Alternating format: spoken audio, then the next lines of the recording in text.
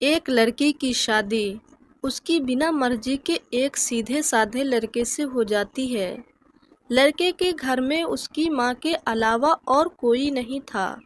दहेज में लड़की को बहुत सारा सामान और पैसे भी मिले थे, लेकिन लड़की किसी और लड़के से बेहद प्यार करती थी। जब लड़की की शादी उसके बिना मर्जी के तो हो ही गई थी और अब वह अपने ससुराल आ गई थी, तभी सुहाग रात के वक्त लड़का दूध लेकर कमरे में आता है और उस लड़की यानी अपनी पत्नी के पास बैठ जाता है।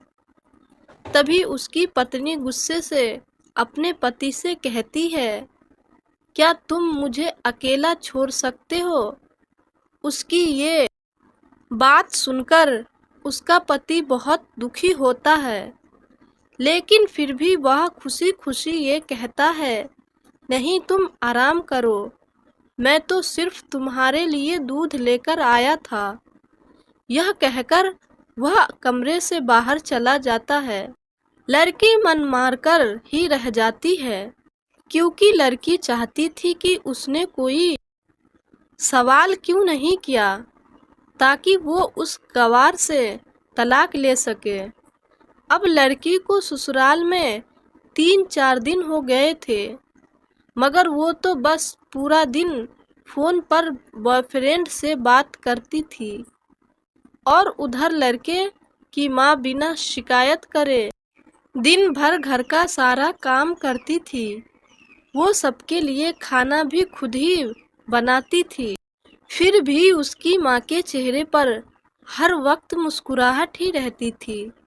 लड़का एक कंपनी में एक छोटी सी नौकरी करता था। वह बेहद ही ईमानदार था और मेहनती था। सुबह अपने काम पर जाता और शाम को थका हारा घर आता, मगर उसकी पत्नी उसे एक गिलास पानी भी नहीं पूछती थी। अब लड़के और लड़की की शादी को करीब 1 महीना हो गया था, मगर अब तक वह दोनों एक साथ कभी नहीं सोए थे। वैसे लड़का बहुत ही शांत स्वभाव का था, इसलिए वह अपनी पत्नी को कुछ भी नहीं कहता था। फिर भी वह अपनी पत्नी को खुद ही खाना लाकर देता था, मगर उसकी पत्नी उसके साथ बैठकर खाना कभी नहीं खाती थी। वह अपना खाना अपने कमरे में अलग बैठकर खाती थी। लड़की को दहेज में एक स्कूटरी भी मिली थी। लड़का जैसे ही अपने काम पर निकल जाता, उसके आधे घंटे के बाद ही लड़की भी अपनी स्कूटरी लेकर अपने बॉयफ्रेंड से मिलने चली जाती थी और लड़के के आने से पहले ही वो अपने ससुराल वापस आ जाती थी। एक दिन लड़के की काम की छुट्टी थी और वह घर पर ही था, तो लड़की ने अच्छे भले खाने को भी गंदा कहकर अपनी सासू माँ को उल्टा सीधा कहकर खाने को बाहर फेंक देती है।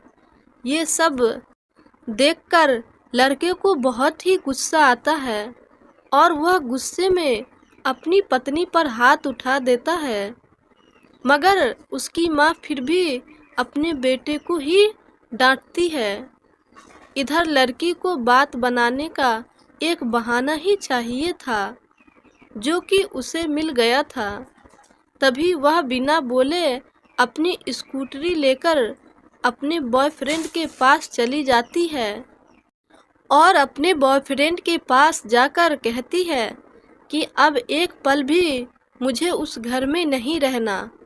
आज उस गंवार ने मुझ पर हाथ उठाकर अच्छा नहीं किया।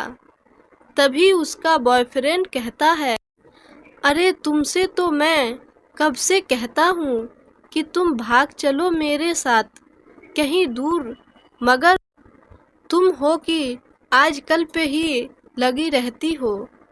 तभी लड़की कहती है कि शादी के दिन मैं तुम्हारे पास आई थी तो तुम ही ने तो वापस घर लौटाया था मुझे। बॉयफ्रेंड ने कहा, खाली हाथ हम दोनों कहाँ तक भागेंगे? तुम ही बोलो।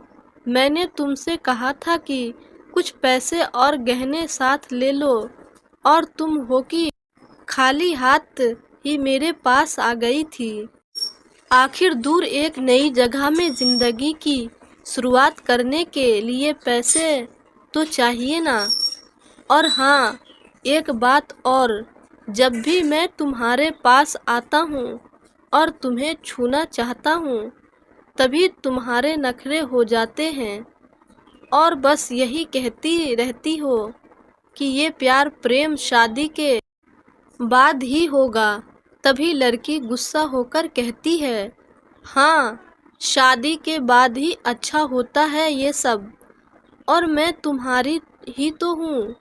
मैं आज भी एक कुंवारी लड़की हूँ और शादी करके भी आज तक उस गंवार के साथ एक रात भी नहीं सोई मैं, क्योंकि मैंने तुमसे ही प्यार किया है।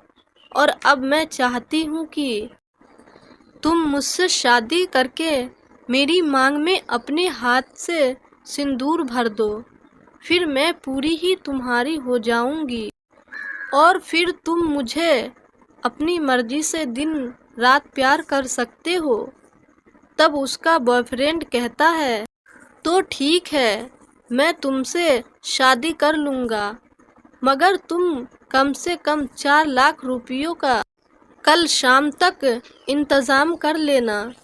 मैं तुम्हें एक होटल का पता दे रहा हूँ। तुम उस होटल में रात को 11 बजे तक पहुँच जाना। लड़की कहती है, उस गंवार के पास कहाँ होगा पैसा, बल्कि मेरे पापा ने उसे दहेज में 3 लाख और मुझे कुछ सोने के गहने दिए थे। गहने तो मेरे पास है, मगर सारे पैसे उस गंवार ने अलमारी में लॉक करके रखी है।